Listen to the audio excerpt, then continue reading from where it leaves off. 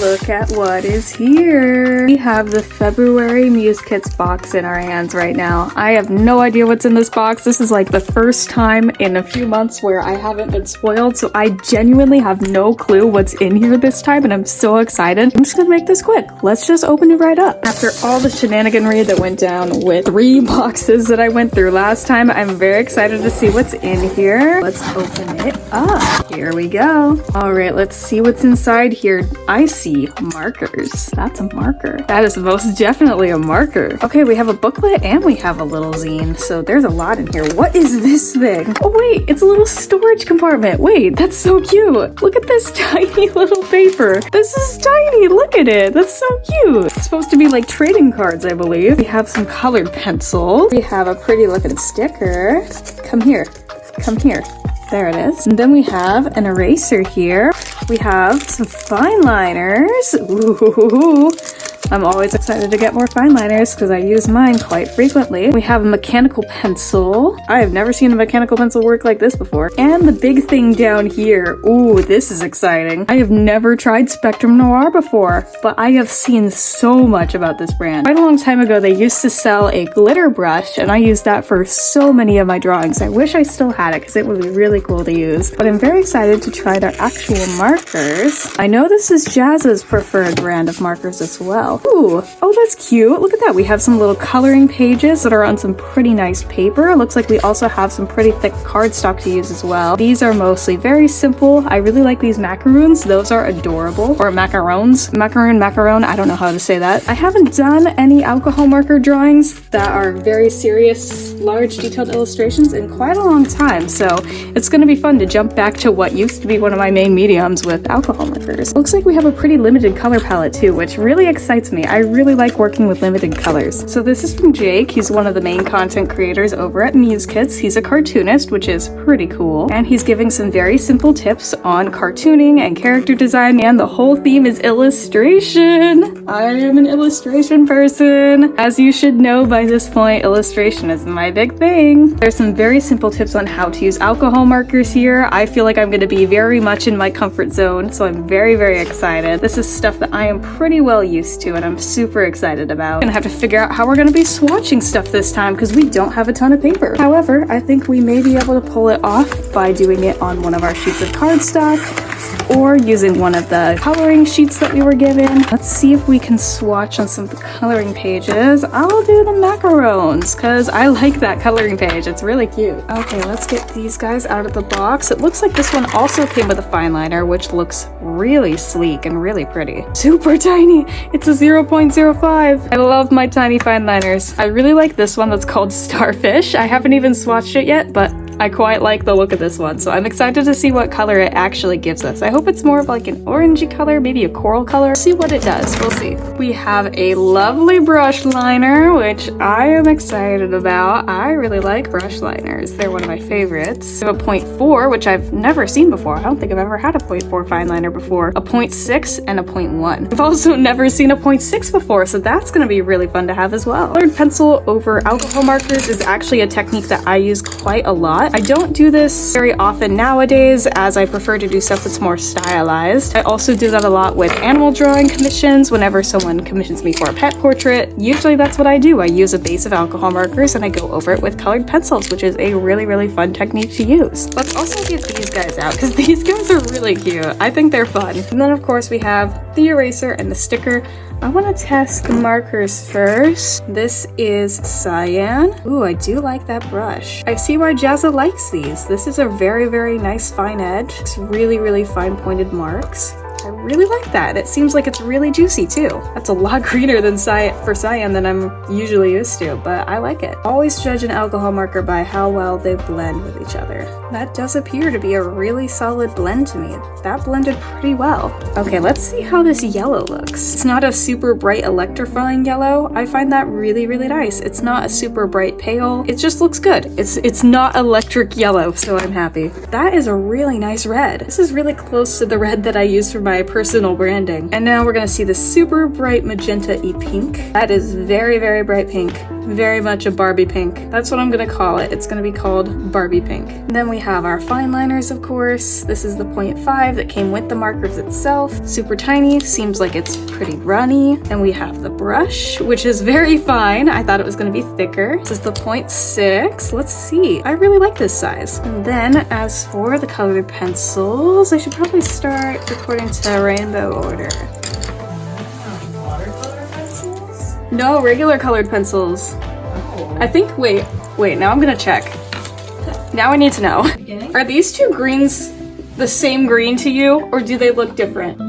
Extremely similar. The top one might be a little more yellow. Yeah, the top is like slightly yellower, but not a huge difference. they look really similar. If you're not looking for a difference, you're not gonna find Yeah. So this part of the video is just a little speed paint where I demonstrate essentially 3 different ways in how you can color this coloring page, and I show off the style that I use for most of my illustrations. So this first one is just what I was describing before, how I use alcohol markers as a base and then I go over it with colored pencils. This is a method I use a ton when I'm doing realistic work. It's just a method that works really, really well. It lets you have a nice solid color for your backdrop and it gives you a lot richer colors when you're building in those colored pencil tones. Basically, I use all naturalistic shading here. I use purple shadows. I basically to try to make this look as realistic as possible. The second method is essentially just a line art based shading method. So I go in with a very blank solid color for my base and then I just use line art to build up those shadows instead of other colors. So that could be doing cross hatching, that could be pointillism where you're doing dots, it could be using lines. There's a whole bunch of different ways you can play around with this.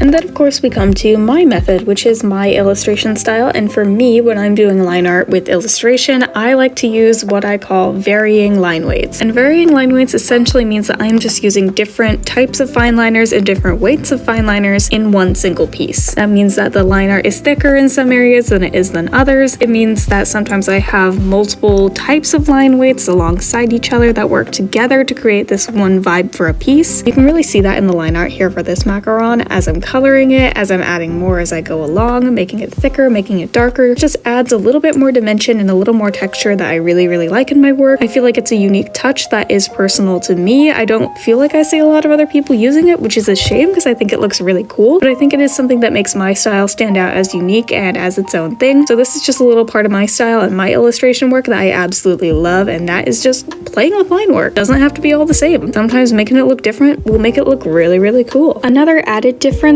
in comparison to the other two that is present in this last one, which is my illustration style, is my use of the white Uniball Signo pen, which is essentially a white highlighter pen that is very bright and very opaque. I'm sure you guys know what it is. It's a very, very popular type of pen that a lot of artists use, and I certainly am one of those artists who uses it. I use it to give pops of brightness to my work, give these really cool highlights. It's just this really cool extra touch that I love using in my illustrations, and it is definitely present here.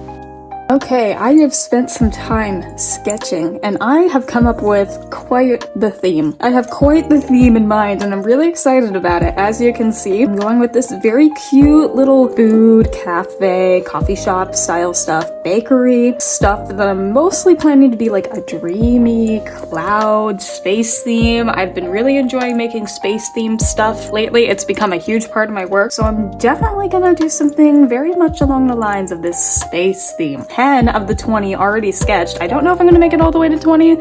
I really don't know, but I have these done. I'm really excited to start lining them. I'm gonna play around with using the same style that I used for this that I showed in my little speed paint video. I'm very excited about it. This is my favorite style of illustration, at least traditionally, to use varying line weights in my work. It's just something I love doing. It's a huge part of my style and I'm very, very excited to do it with these. So let's get right into it. I don't know if I'm gonna draw all of these on camera, but I'll definitely start with a couple just so you can see the whole process of how I go about making these. Maybe we'll start with a smoothie. I'm also gonna be doing a mostly blue and purple theme. That's going to be the main theme for this, blues and purples, soft transition from blue into purple. So we're going to start with the line work. I really wish I had a kneaded eraser right now. I'm going to grab my 0.4 and I'm just going to start with very basic line work just around the edges. Then I do want my super fine point to make these little stars, which I'm not great at drawing, so forgive me if these stars aren't absolutely perfect. You can already see I'm starting to add little elements of my own personal style here. I like to really accentuate my lines, add lots of tiny details. So this is something that I regularly do with my illustrations. It just gives it a little bit more life, and I'm gonna add a little bit more in just a minute once I'm done outlining the entire thing. You don't have to make your lines connect 100% of the time. You can have them be a little bit open-ended. Now let's do the glass shape. Just a little bit of detail around the edges and come across. Okay, I haven't done the planets yet, but that's the basic of it. Now what I'm going to do is I'm going to grab the brush pen. And this is where I add in that little element that you saw me do with the macaron, is I make the line a lot thicker. Of course, you can do this on whatever side you'd like to. I don't know why I choose left side, probably because I'm left-handed. It's just what I like. And add back in those little textures. And we'll do the same thing here. We'll add some here as well. Okay, tweaked a couple things, but I think that's good for the outside. Now I just need to ink the rest of the inside, which is going to be lots of little planets. Okay, let's draw these planets. I don't want to give all of these too much texture just yet, just because I don't know what the colored pencil is going to cover up, what I'm going to have to go over again. Especially with the smaller planets, I don't want to do anything too detailed if it's just going to be covered up when I could go over it again with white. Let's make this planet a little more blobby. Give him lots of waves. I'm putting more around the bottom because in a real drink, obviously most of the ingredients would sink to the bottom. You're also gonna have to erase the sketch that's underneath. Ooh, I'm getting some smudging. That tells me I'm gonna have to be really careful. Okay, let's see if I can erase the bottom. All right, I've figured out the code is to not press too hard. Okay, so these need a little bit longer to dry because I can see it's smudging a little bit. So I will be back in the next few minutes to try to erase. Giving the liner a little bit of time to dry. So now what we're gonna do is we're gonna start going in with the alcohol marker. I'm gonna be using the blue and I'm just gonna be filling in this spot right here. Just trying to fill in this area the best I can. There is some bleeding happening with the fine liners. It's normal for fine liners to bleed a lot when you're using really pastel colors. And that is bleeding quite badly. Now, if you do notice that your lines are bleeding, do make sure that it's fully dry before you start using your alcohol markers. It's also best to try to avoid running your marker over the areas where you know the fine liner is going to bleed. Be really careful in areas where you're close to line art. Try to avoid touching it. Don't go directly over it, as this may cause it to bleed. It seems like the brush itself is totally fine. It's just this 0.4 fine liner that's very, very runny. So in the future, I think what I'll do is I'll refrain from using line art until the end,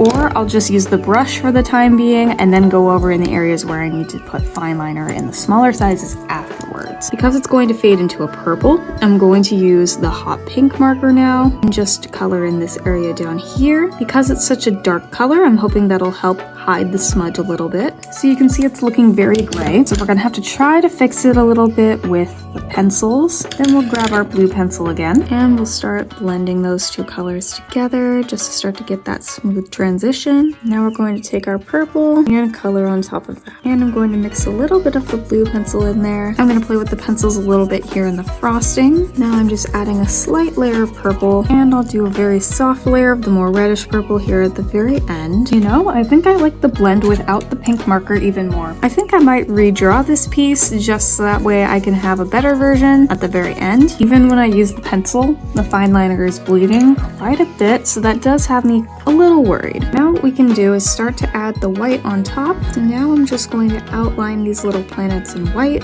I definitely think this looks much, much better than what's down here. So my plan for what I'm going to do is I'm going to do all the others with all of these things in mind, and I'm going to make them look a lot better. And then I'll redraw this one and we'll see what has changed.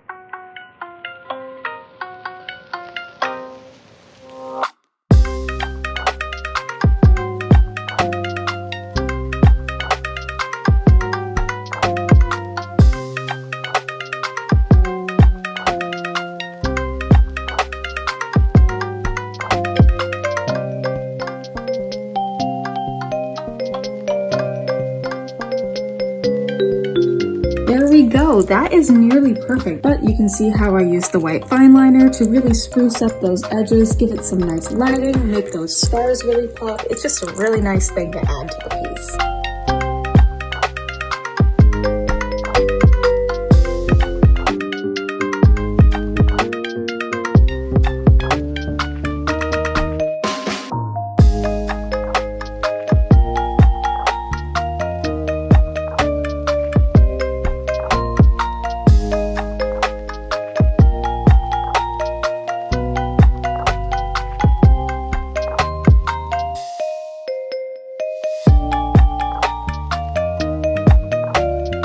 at how cute the little milk curtain is.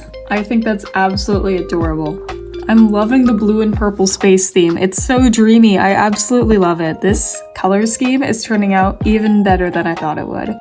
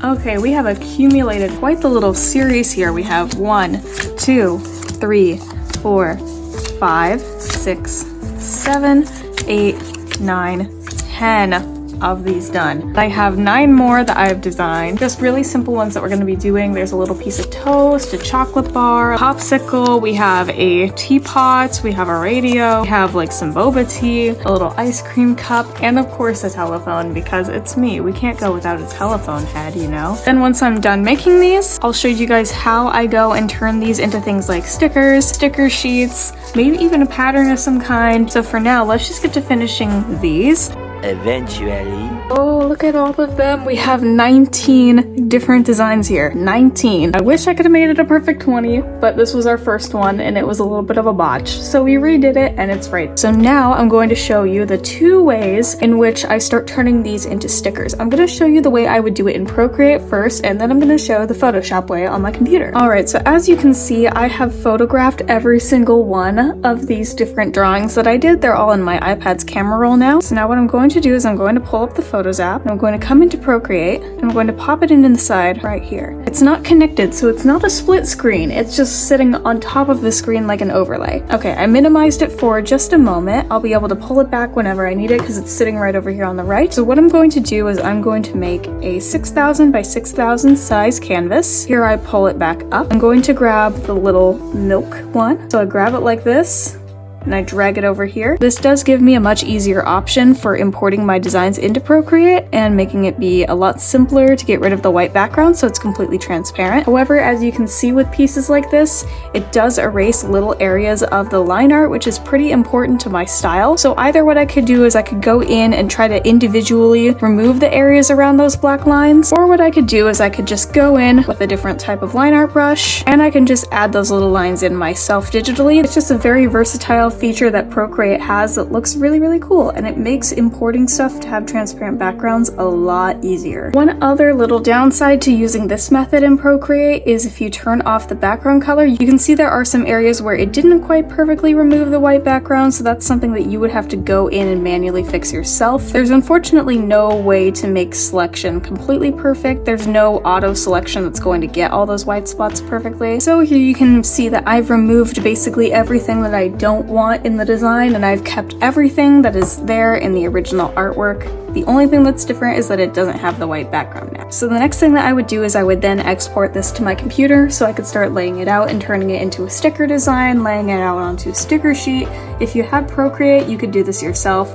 Obviously, just make a different file type, save this as a transparent image, or copy the layer, and then start a new file, and you can just add those in and make a sticker sheet yourself in Procreate. So now I'm going to hop onto my computer, and I'm going to show you the Photoshop method of removing a white background. Well, funny story, I was going to show you the entire process. I was going to show you the entire process of how I made sticker files in Photoshop and got them all set up and ready to print, ready to go. Literally everything. But apparently, my computer, for whatever reason, creates its recordings in file sizes that are so large and in such strange formats that they refuse to export when I put them into my editing software. I have footage. I have voiceovers. I have the footage of me showing people how to do it. But it's just not working, so I guess this just isn't gonna be a full tutorial anymore.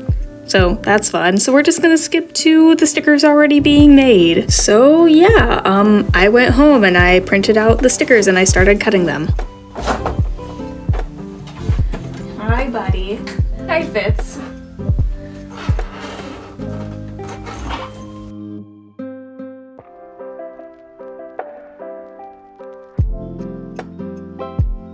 This is the reason why we do high quality prints. The printer takes a lot longer to print these types of prints. It basically focuses on capturing all the details and correct colors for whatever it is you're printing, so it looks exactly the way it looks on the computer. It maintains the colors and it maintains the quality. It does take quite a long time to print, but trust me, it's worth it. Look at that. Look at how nice and high quality it is. The detail, so good. Colors are basically perfect. It's absolutely gorgeous. Here we go. They've all been trimmed. So now I have just the sheet, and now I'm going to need to put them on my sticker mat, run them through the scanner, and see how it's going to cut them into die cut sticker sheets. So what we do is we have our stuff on the mat to go into the scanner, and I have it already scanned in. Basically what I'm going to do is I'm going to make a frame around the spot where I want it to cut. Move it down a little bit. This takes quite a bit of manual adjusting, and that shows me my bounding box, so I click OK. Everything looks good. Switch to the cut option, and now I'm making sure that half cut is turned on. That's what's going to give me the kiss cut for the stickers, and I'm just going to click start, and now it's cutting.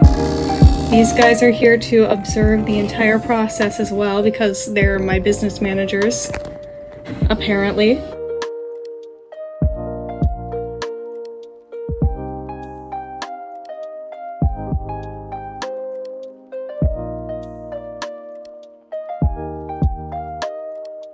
Emma, are you gonna watch too? That's not a good spot for you to be, Missy. Matt's gonna come flying at you and attack you in like 30 seconds.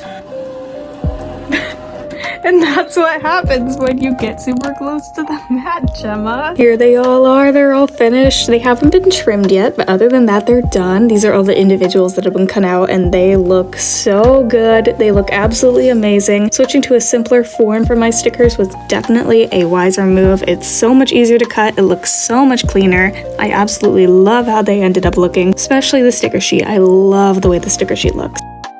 And now we've reached the end of the video. I'm just laying out all of the original artwork that I made here so you can see all 19 of the drawings that I made with this month's Muse Kits materials. I think this has been one of the most fun and entertaining for me. It was very much within my comfort zone, so nothing as scary as last time where I was trying entirely new things for the very first time. It allowed me to try making a whole collection of little stuff, little small illustrations that I could then use for other things and make some new stickers out of it, which was pretty fun. A link to my shop where you can buy these as stickers or as the pattern are on my Redbubble store, which you can find in the description. And as always, don't forget to check out my Instagram and TikTok as well, where there's other fun content being posted. And that's all for today's video. Bye, everybody.